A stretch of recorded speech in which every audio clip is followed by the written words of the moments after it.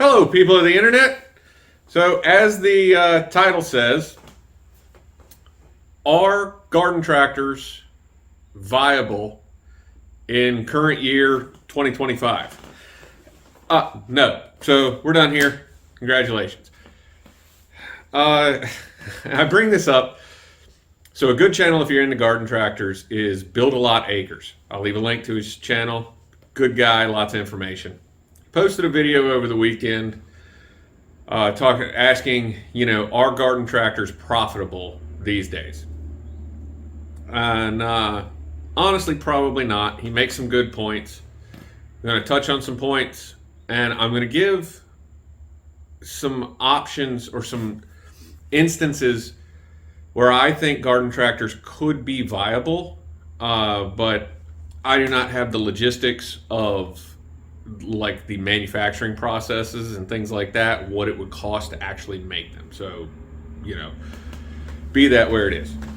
So, he points out that the garden tractor market has pretty much been replaced with the subcompact, possibly even the compact tractor market.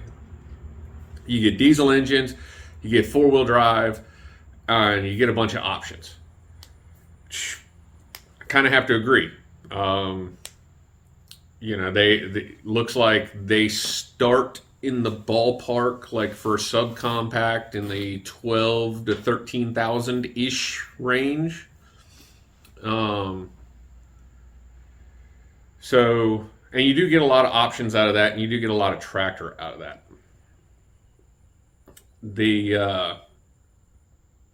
I left a comment on his video, and he replied back, and I hadn't thought about it at the time, but he's also correct in that so many people have farmed out services of things that we used to do.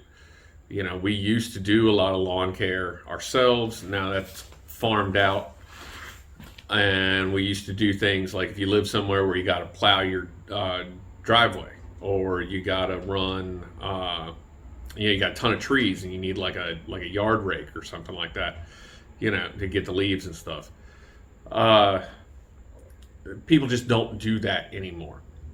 And for the most part, the suburbs, the lot sizes, by lot size, I don't mean the usable space. I mean the actual dimensions of the lot, and then you got your buildings on it. The lot sizes in suburbia have shrunk pretty significantly in the last 60 years, I'd say. Not everywhere, but in a lot of places. So you've got the situation of people have farmed out services, so they don't need something like that anymore. Subcompacts and compacts have kind of moved in and replaced them in the market, and that's just what it is. So garden tractors probably really have no place in the modern market, and I think that's sad. Now, where I do think garden tractors could really come in and shine again is we have a resurgence in homesteading, and specifically small property homesteading. And by small property, I'm going to say, now there's a whole thing with urban homesteading, and that I'm not really going to include that. While some of it might fall into it, I'm going to say small property is a half acre to 3 acres, maybe 5 acres, pushing it. But at 5 acres, you probably ought to be looking at a subcompact or a compact. And this is going to change drastically what type of property you get, how your property is laid out, and what your personal intended use of a piece of equipment is going to be. Okay, there's a ton of factors. This could take forever. We're not getting into all the detailed minutia here. But I do think in the resurgence of small homesteading, small farming stuff, that a garden tractor would have its place. When I was growing up in the location of southeastern Virginia I was in, a lot of our suburbia was just the homes were just starting to get broken down from the way they were plotted in the 40s and the 50s when they were originally built.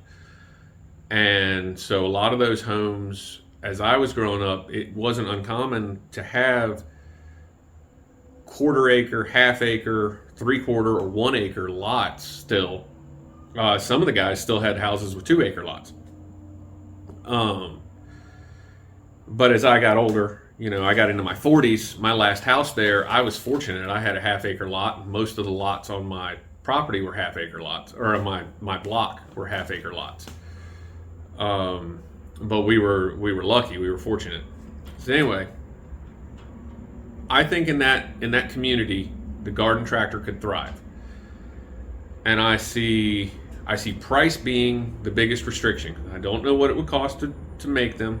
It would have to be a fairly loaded out garden tractor. Let's say a garden tractor with two implements. Couldn't be more than 8,000 to 10,000. And I don't know the feasibility of that. You figure if a subcompact with like a mower deck and no other implements is starting at 12, then yeah, you got to get in there.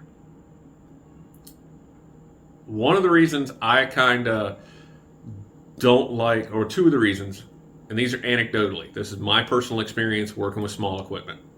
Now I did small equipment for a large organization, but when you're the guy that fixes the stuff, then you have to deal with everybody's questions that come in for everything. If you get it. So I see two things in that property sizing. Number one, people think that their big lawn tractor, because it has the word tractor in it, is a garden tractor. And it really isn't. I mean, there are probably some comparabilities, but functionality-wise, it really isn't there. So I would see a lot of people buy large form factor riding mowers labeled as lawn tractors, and they were constantly breaking things in them because they were overusing them. They were just, it's meant to maybe tow 80 pounds if you're lucky, and cut your grass all the time. That's all it's meant to do, and it's meant to do that on a really small form factor. Like it wants to cut a half acre of grass or less, and only do that once or twice a month. I've seen guys running them out 5 acres cutting field with these things, and they break. They're not meant for it. The second thing is, okay, the person didn't go the big lawn tractor route. They went subcompact. And they go down to their favorite color manufacturer, the red guys, the green guys, the orange guys, whoever they went to. And they get a subcompact, and it's got a front end loader, and it's got a 72-inch mower deck on it, and it's probably not. I only saw one with a 72-inch. Most of them were 60. And and sometimes they'll get maybe a vac attachment or something like that, and they underutilize it. Their property is so small. It's basically like short tripping your car. Short tripping cars, stop and go traffic is immensely hard on an engine. So you get these subcompact tractors, and yeah, they got fancy diesel engines in them, and diesel lasts forever, but they're running it a half hour twice a month. That's hard. That's hard on an engine. It's meant to be run. It's meant to be cycled more time than that. So they kind of fall into this wedge where a lawnmower isn't enough, and even a subcompact is too much. So it's really where your garden tractor would shine. A little bit stronger transaxle, and available options for better implements as opposed to the lawn tractor that really, you either get tow trailer, maybe a yard rake, and it's got a mower deck on it.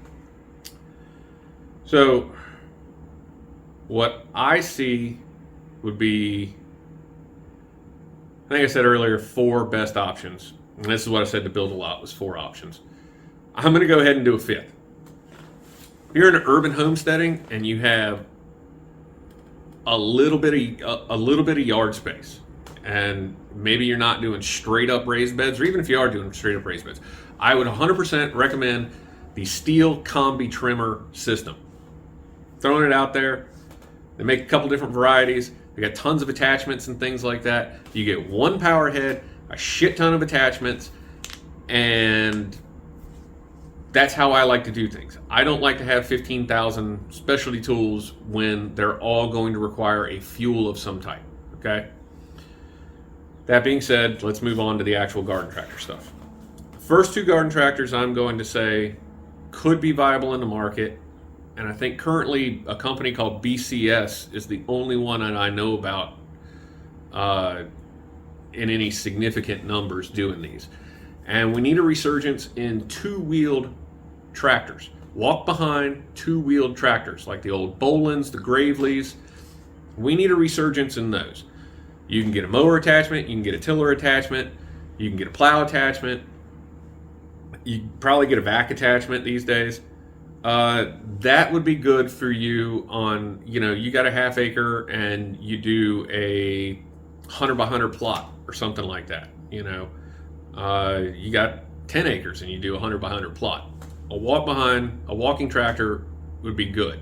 It'd give you a lot of options there.